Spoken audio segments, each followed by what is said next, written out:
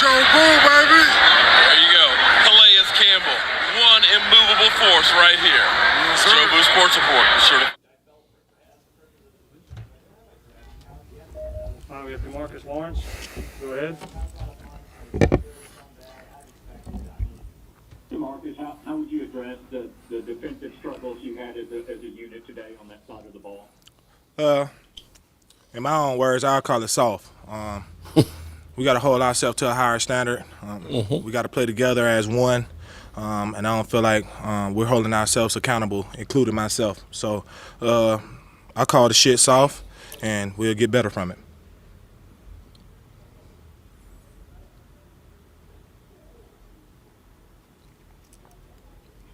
Marcus, how surprising the run defense today? Say it again. How surprising is it to see this today? You know they're going to run the ball and they're able to go for 307 yards. Yeah, it's not no surprise. I mean, we just got to do a better job of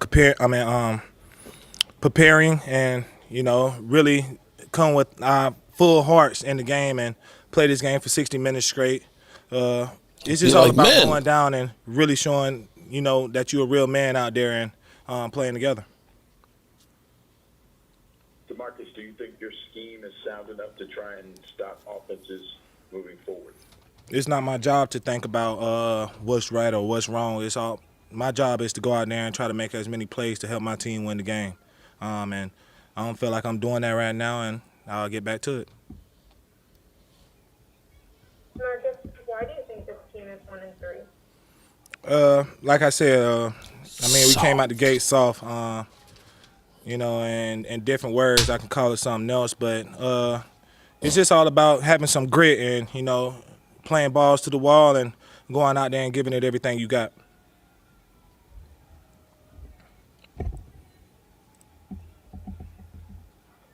Marcus, y'all have had challenges against the passing game in recent weeks, but today the rushing game was fixed on as well. How do you fix that? You cut it in and out. You said about fixing it, something. In recent weeks, the passing game had challenged y'all primarily, but today the running game was a big problem. What do you attribute that to, and what's the key to fixing that? Just growing up and playing like real men out there. Like kids. We got to attack people before they try to attack us, and I feel like we're doing a lot of catching, and we're going to get better from it. We had to get better from it. Goodbye. Well, hello, good people. Mark Holmes here, and Joe Boo, well, he's holding down the fort at the Red Brick House. And as always, I want to say thank you all for watching, commenting, subscribing, and being part of the Joe Boo Sports Report. Without you guys, as well as you ladies, you know that this literally does not work. So let's get open for business here, and let's wake up the football gods. Boy, wake up at the Red Brick House, finish off at the Joe Boo's Man Cave. It's kind of crazy, but then again, it's always great when I see the lovely ladies in the place like Holly Pierce. Shout out to Holly. And of course, Miss Hot Sauce.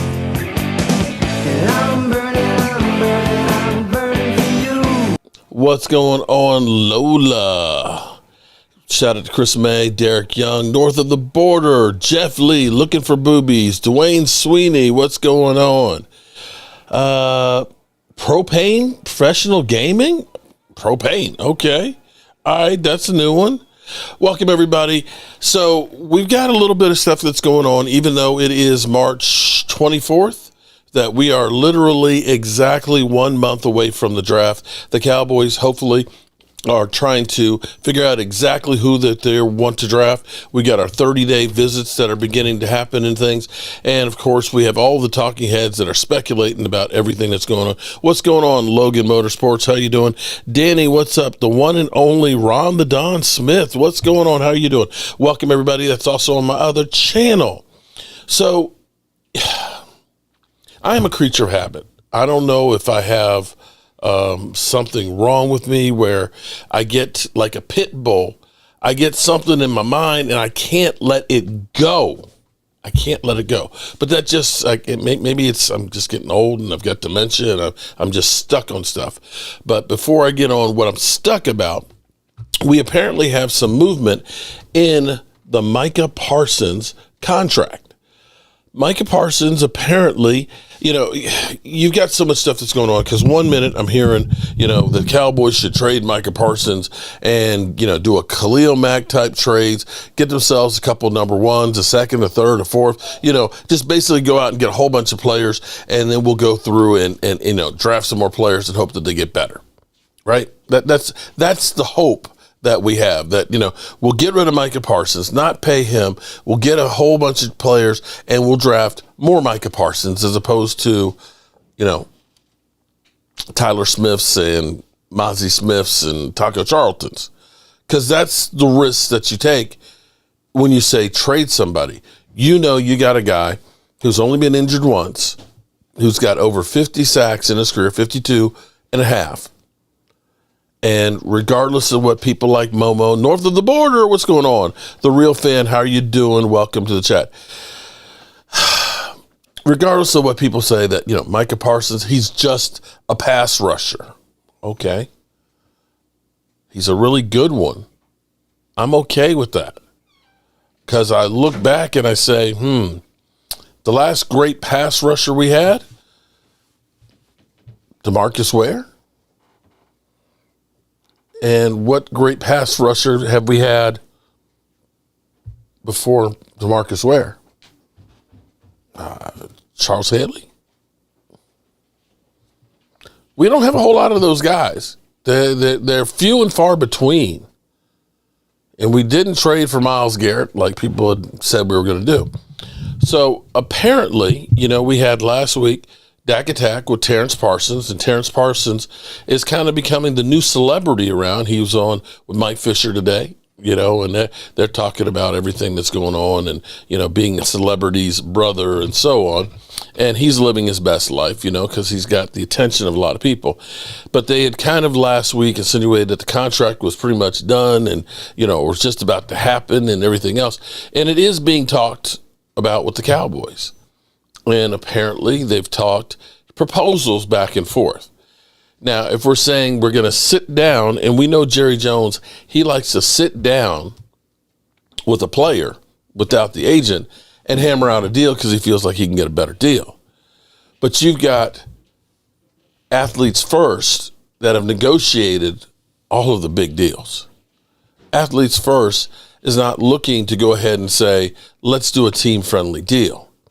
And what Micah Parsons has to understand is if you go backwards, then it doesn't just hurt you with maximizing your money. You're changing the dynamics of the market for others. And the bottom line is the NFL is constantly making more and more money. They're just about printing it out. The salary cap is constantly going up. It's $25 million again this year. We had 53 over the last 2 years. And you're talking about taking a contract that might be 4 or 5 years. So you taking $40 million right now, the way the salary cap is going, in 3 years will be chump change because people will be making 60. So taking a deal that's cheap is not necessarily going to make a big difference for the Cowboys. It kind of does for a lot of other people. And, if they don't spend it, then they're keeping it. They're keeping it. So I ain't mad about a player who has become one of the best in the business getting paid because they are literally putting their neck on the line out there. And allegedly, this thing is pretty close. That, it's going to be somewhere in the neighborhood of $40 million. It'll be the language of it, how many years, how much guaranteed, and, dotting the T's and crossing the I's, dotting the T's, crossing the T's and dotting the I's and so on, and they'll get that thing squared away. The thing that's interesting is when you think about all the stuff that's been going on in Dallas over the last week, we had the Medal of Honors Museum, which is right there behind AT&T, that just opened up. So they had the big gala for that. George Bush was there, and Jerry Jones is there, players are there. So we've got Micah doing his charity event. You've got this weekend, I believe you've got Osa Ndiggazua's, and I'm sure that Micah will be there. So Micah is in town. And we know that Terrence Parsons is in town because he's on Mike Fisher. So you have to think that they're working on this thing right now. And the Cowboys probably want to get this thing done and put in their language that you're going to be here for OTAs, which will be great. Get this thing out of the way, and then we can really start to make some hay. I hope it's done. I'm tired of listening to Eagle fans saying, future Eagle Micah Parsons. Logan Mercer, Dustin, pills are good. White chocolate is here. Jeff Lee, what's up, Jeff? My name is Jeff. I'm looking forward to next football season. You and me both. Hold on, Mark. Let me and Logan talk to NFC Championship. Oh, James Jones. We've got the haters up in here tonight. Ruben, what's going on, Ruben? How's everybody doing this evening? Willie, what's going on, Willie?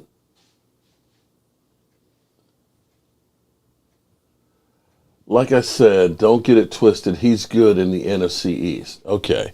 All right, so the haters is always following me every which way I go. Dustin, thank you very much for the prayers, buddy. Drew, you're not welcome here, bro. Fuck you. Fuck you, okay?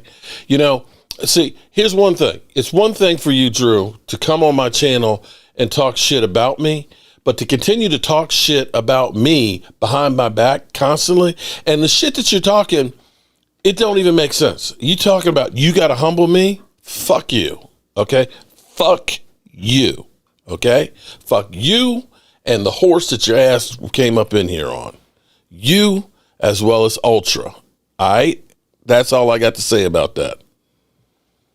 Future Eagles Micah Parsons, you're welcome. See you soon. Okay. All right. With that being said, let me get on to my one-trick pony. Now, I've been told I'm an idiot, especially by Drew. Okay? By Drew.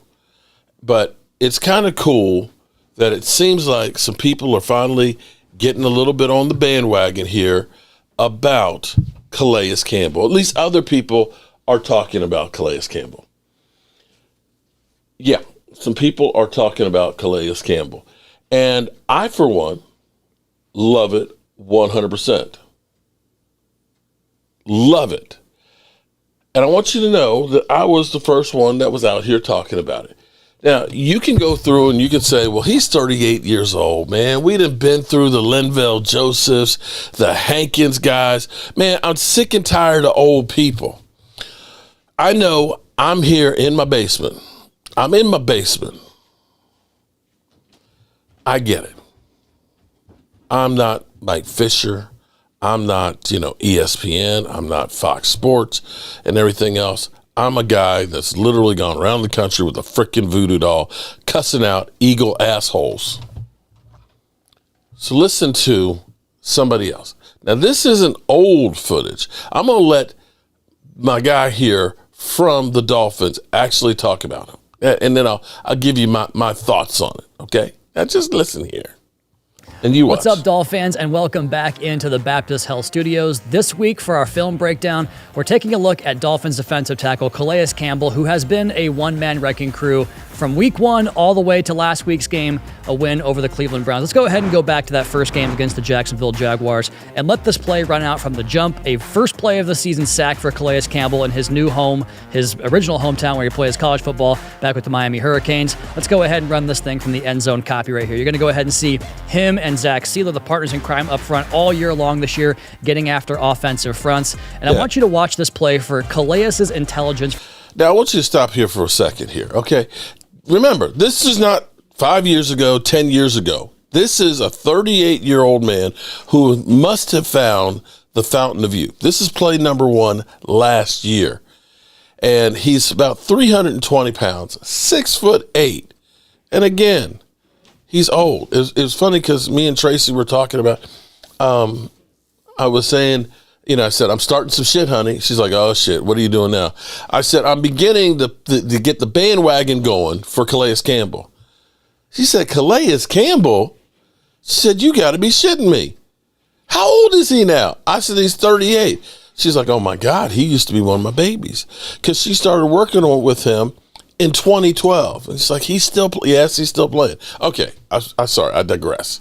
Let's look at this. For how he can read plays out Now just watch this. as they play out in front of him. So the Jaguars are going to motion Evan Ingram here into a nasty split alongside another tight end here. So they have two tight ends to this side of the formation. And Calais, they want to sell him on this run action, on the play action fake to Travis Etienne right here, off tackle. Didn't take the But go fake. ahead and take a look at Calais' head. He has got eyes locked in on that mesh point, trying to key if Lawrence wants to boot this thing back to his side. He stayed and home. That is exactly what happens. And so Stayed look home, at how this covered play his spot. unfolds. You can see that Calais And took doesn't the really Prince buy down. the Look at fake that. here for the run action, because what do you get from these two tight ends? They both release into You patterns. see the flow They're gonna try to going wash that this thing way. down with It's outside telling zone. you Sell that that's run where the action. ball's going, As but he didn't peeks get here, faked. He can also see pass protection happening there on the blitzing Jalen Ramsey, on Emmanuel Ogbah, as well as Zach Sealer inside. So he's going to keep his momentum upfield, try to cut off the bootleg at the pass, show the length, finish the play, sack Trevor Lawrence on the Boom. first play Chakalaka. for the Dolphins defense. Now we go all the way to Week 10 in Los Angeles,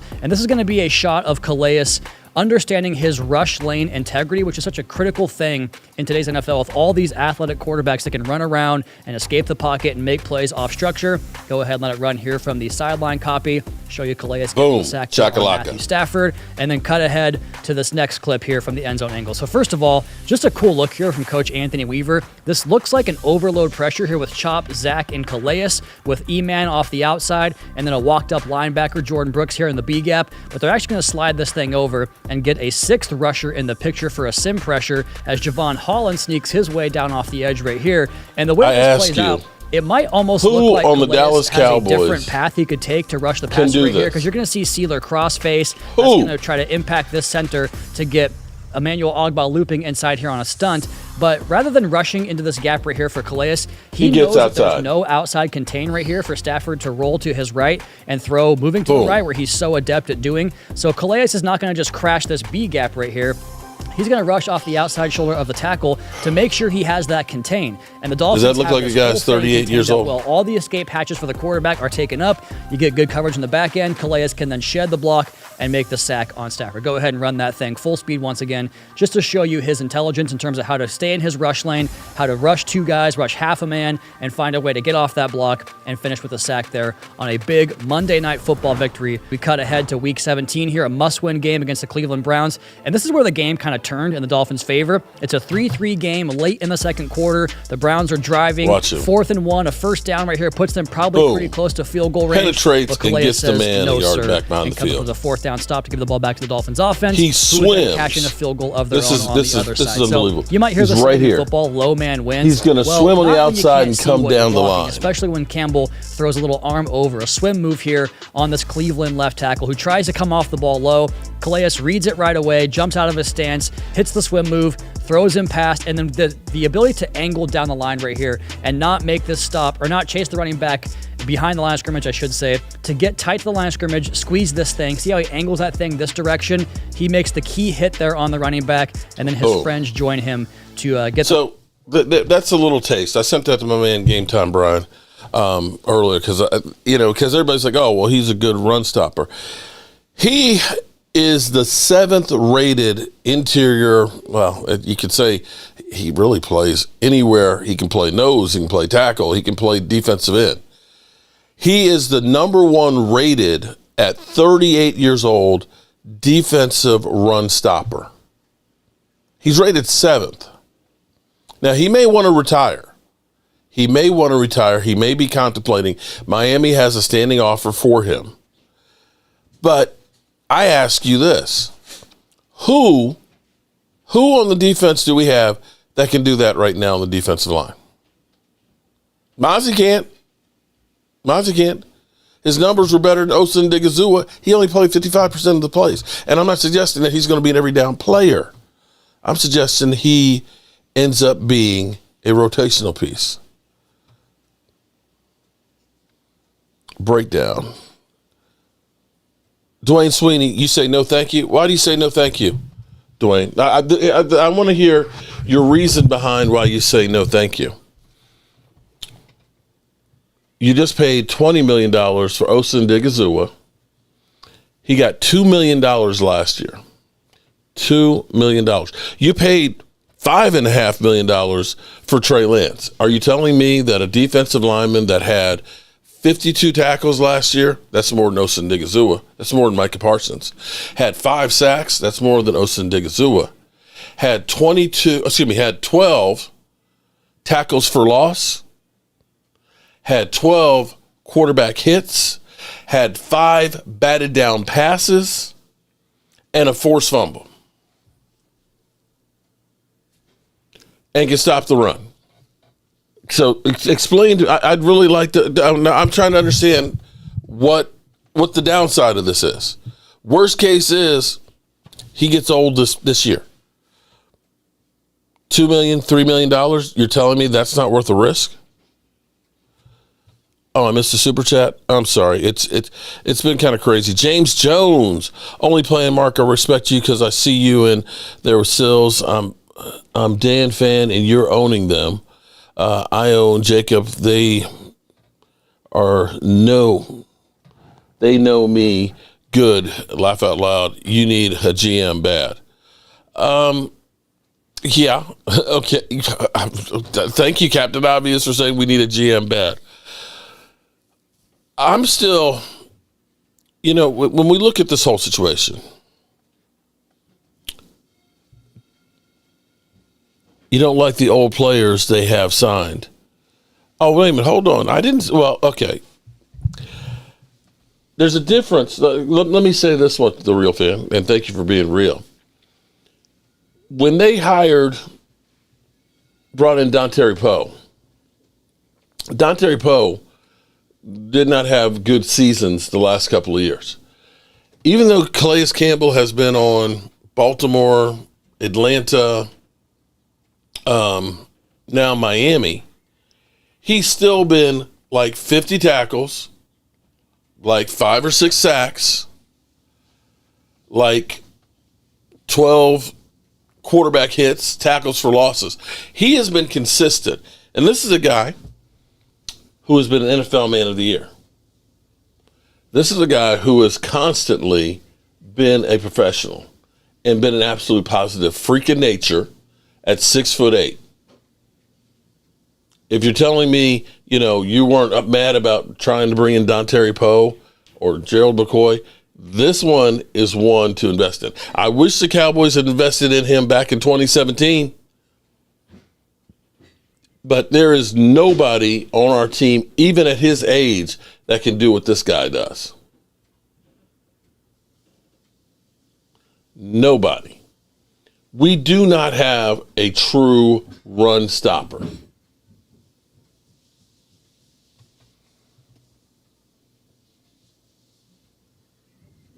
I prefer a younger run stopper DT in the draft for 4 years. Well, Dwayne, I hear what you're saying. And that's what Mozzie is. That's what Mozzie is. But you know what you get with somebody that's like this? Because, see, what you're talking about, see, Dwayne, this is not a 4-year commitment. This is not $20 million. This is a guy who comes in, who is a man of the year. He's a locker room presence. He's a veteran who can take somebody like Mozzie Smith under his wings and teach him. See, here's what I can tell you. He's the numero uno run stopper in the NFL. Number 1. Monique in the house. What's going on, Monique? How are you doing? We're not talking about a guy who just fell off the salad truck. We're not talking about trading any draft picks. We're not talking about paying a fortune. To me, it's a no-brainer. There's no risk here. Y'all say, let's go out and let's trade, bring in Cooper Kupp. Cooper Kupp, there's a whole lot more risk involved in that. It was a $15 million deal for a guy whose production has gone downhill the last 3 years. His production ain't been going down the hill, bro. His production ain't been going downhill. Yes, Leo, I am still pounding it. And I'm not the only one now. This is where I'm actually happy because Chat Sports Today talking about it. Mike Fisher talking about it. Blogging the Boys talking about it. Big Game James talking about it. Game Time Brian talking about it. So it's like, I'm not by myself. I would say I'd sign him before I'd sign Joe Milton. Quarterback. Give me somebody that can help me on the defensive line. I like some of the moves that we're making, and going back to we need a GM. Yeah, we probably do. But I do feel like, maybe this is, I'm Charlie Brown. I'm trying to kick the football, and, Lucy, Jerry Lucy is going to pull the football away from me. That may be the case. But I'm telling you, some things are a little bit different. Things are a little bit different on how they're doing business. From the time they did the press conference of letting Brian Schottenheimer speak, that he was the first guy to actually talk. It wasn't Jerry Jones. And I'm going to say, this is crazy when we go back to the whole idea of Micah Parsons. You know what we normally get this time of year? We usually get Catboy. Micah Parsons, he's got to understand that, getting these deals done, it's a two-way street. And he has to understand that, we're not here to break the bank. And we got other fish we got to fry. And he's got to understand that he's here and he's got a podcast. And, with that podcast that he's got here, he's president of Bleacher Report. And did you see how much the Kelsey brothers are getting for their podcast? They're getting $100 million for the next 3 years between the two of them. You divide that by 2, that's $50 million. So, Micah, he should understand he's not paying income taxes here in Dallas, and he's got the podcast. Do you think if he were with the Cleveland Browns and doing a podcast that anybody would give a rat's ass about him? And his brother Terrence is getting famous out here because of the drama that we provide with the Cowboys. If Micah were elsewhere, there wouldn't be this drama, and Terrence Parsons, he'd have nothing to go on at, especially with that guy Lord Brunson. They're back and forth and everything else, and that's because the Cowboys and what we bring. So we need for Micah Parsons, to go ahead and give us a team-friendly deal. We don't hear shit from Jerry. No more we're all in, or none of we've seen Jerry Jones twice since that day. Jerry Jones ain't talking shit. Catboy, literally, who is now co-owner of the Dallas Cowboys, talks about Brian Schottenheimer getting his coaching staff together. Cowboys, typically this time of the year, the Cowboys have only had a couple of different signings. I want to say it was 4 years ago today that they were just beginning to work on Randy Gregory's contract and that whole pooch screw. The fact that Osa and Digizua didn't get a chance to go out there in free agency, that they got the deal done, but not only getting it done, one that was actually team friendly. Sounds about right, but blame the team. Arkansas, Texas. Trip Ace's ears bleeding, Mark? Why are my ears bleeding?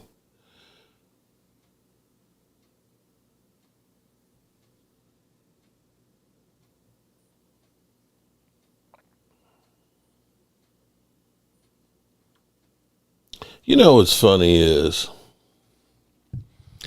what's really funny is people that constantly tell you you're a piece of shit and how stupid you are, but yet they can't not be here.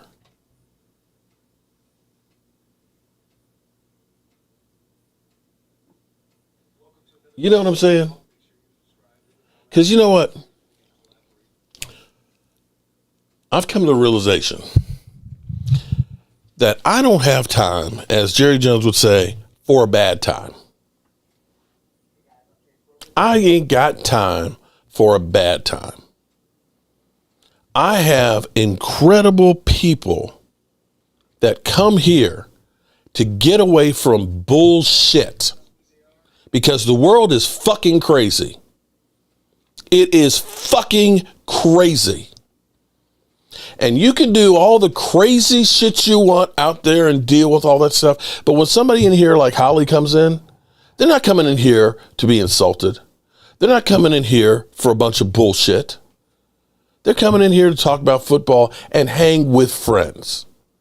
If you're not part of that or don't want to be part of that, there are plenty of places you can go. Drew, we know you go everywhere, bro. It's okay. You can go on Game Times and talk all the shit you want to about me. You can circle jerk there with Ultra. But I'm 59 years old. I've lost my brother who's about my age now.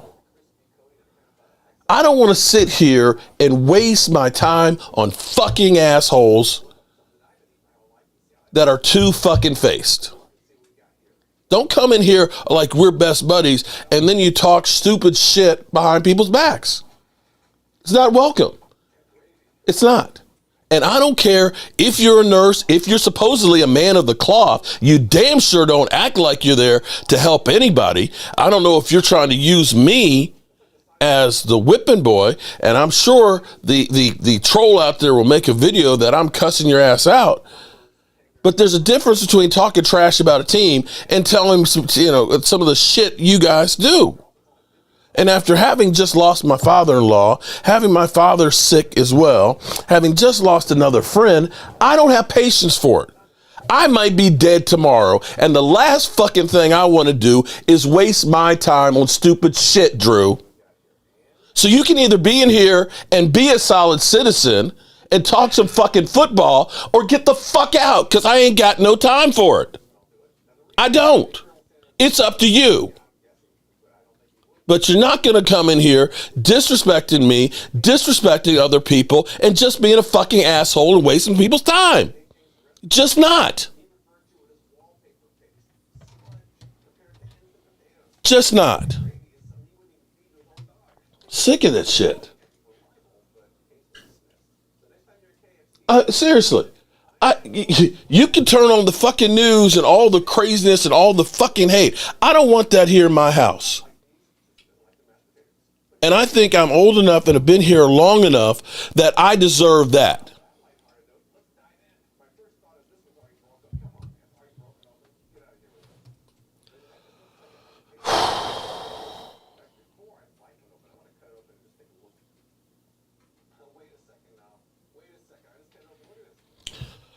You know what?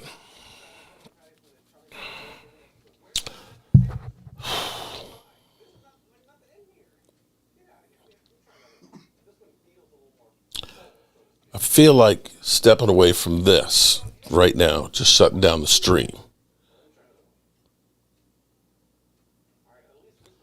But there are people who actually came here because they actually wanted to hang out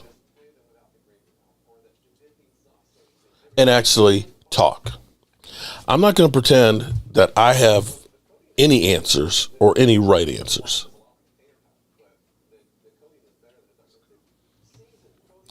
I give you my opinion. I have been a Dallas Cowboy fan since I was a little kid. I've seen the highs, I've seen the lows, and I give you my opinion. It may be right, it may be wrong. And like I said, when I get something in my head, like Calais Campbell, you may not like the idea. Okay, that's fine. This is my opinion. It's not like the Cowboys are actually going to do anything that I say because they would have done Calais Campbell, they would have done Demario Davis, and we wouldn't have the same problem that we've had forever, which is problem stopping the fucking run and having linebackers that actually stay upright. I've been right about a few things. And this high horse that the fucking Eagles, I pray that the Eagles come back down to earth because I am sick and tired of the fucking arrogance that they have. that they have, that they think they are the greatest thing in the world, that every year is going to be like last year. You know what? Congratulations to you guys. That your team struck gold, that Howie Roseman has become the best GM in football, and that they've gone through and they've hit on their draft picks. They've hit on the free agents. Congratulations. That you stayed healthy. Congratulations.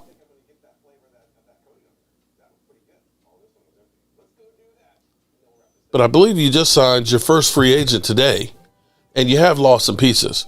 And there is a Super Bowl lag. Because now everybody wants a piece of you now that you've won that. And last I checked, there haven't been that many dynasties, and I'm not ready to put you up there with Kansas City just yet. Yes, you have some great pieces. And I damn sure am sick and tired that Jalen Hurts is the greatest quarterback since Joe Montana, basically, the arrogance that you mother humpers have. The guy had 18 touchdown passes, bro. 18. He averaged 21.4 passes a game. That's it. That's literally it. 21.4 pass. He had 2,900, not even 3,000 freaking yards. It wasn't because of him. He didn't fuck it up for him. But you had a full complement of a team. And when you motherfuckers come in here talking about Dak Prescott, well, Dak sucks. He's a choker. You know what? Give Dak a 1,500-yard rusher. Not the 2,000 that you had. Give Dak not one wide receiver. Give him two. Give him a tight end. Give him a great offensive line. Let's see what the fuck he's got. Let's see what he's got. We get one guy on defense, Micah Parsons, and Micah Parsons, he sucks. Do you see what the fuck you guys have across the whole line? Where's the weakness there? We got chopped liver across the line. We got Mozzie on the defensive line, who's still a project. We had Hankins, who was never great, and Linval Joseph, who's past his prime. We're signing guys after training camp like Jordan Phillips that didn't even make the roster. That's how bad he was. And we sit here and say, well, it's all because of Micah. Micah sucks, man. He's a distraction in the locker room. He's got a podcast. You know what? I think every single one of those guys in that defense need to get a podcast if we're going to play like him. That's what gets me. I get sick as shit by crap. The Cowboys, yeah, Jerry Jones and Stephen Jones have fucked the team over and over and over again. They've been short-sighted. They've been basically cheap as shit. I get that. I get it. And it sucks. It sucks that a franchise that's had 5 Super Bowls, that have had so many freaking Hall of Famers, that they've gone to be penny pinchers.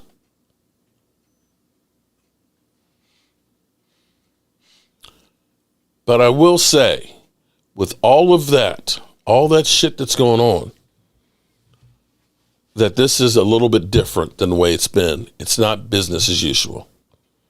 They're not out here with the Micah Parsons contract, trashing him and saying he's not worth it. They're not Des Bryaning him through the media where they're saying he's not worth it. They're not literally taking their time and saying we'll get it done in September or by September. They're actually working on the thing. They actually have made some prudent moves as opposed to the knee-jerk ones. They've got guys that are younger, that have had potential, that need a chance. I'm not going to bullshit you and say, oh my God, Calais Campbell is going to be great. But I can also look and say, how many opportunities did Calais Campbell have with the Eagles on a loaded roster that's predicated on running the football? He probably didn't. He might end up being James Washington for us. A unicorn, doesn't show up, doesn't get a single catch. But then again, he might end up being decent.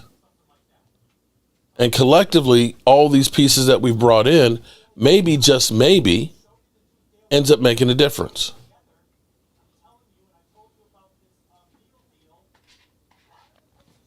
Chris May, wonder if Jerry and Catboy squeak when they walk. Damn cheap. The AFC could be wide open if Kansas City takes a step back. Would be great if the owner was younger and still not Troy or Staubach. Yeah, the NFC will be loaded this year. It's going to be tough. But I think San Francisco is definitely going to be taking a step back. Seattle, I don't know what to make of that. The Giants, of course, are still going to be the Giants with Jameis Winston. They'll be better, but I don't know by how much. We know the Eagles will take a little bit of a step back. The Commanders, to me, will be a bigger question is, will Jalen Daniels not have the sophomore slump? I missed the super chat? Okay. I've missed a lot here tonight. My apologies. Thank you, Lola, Miss Hot Sauce, for the super chat. And Sugar Daddy, appreciate that, man. Thank you. You know what? My apologies. I'm just going to go ahead and end this stream tonight. It's just not it. I apologize.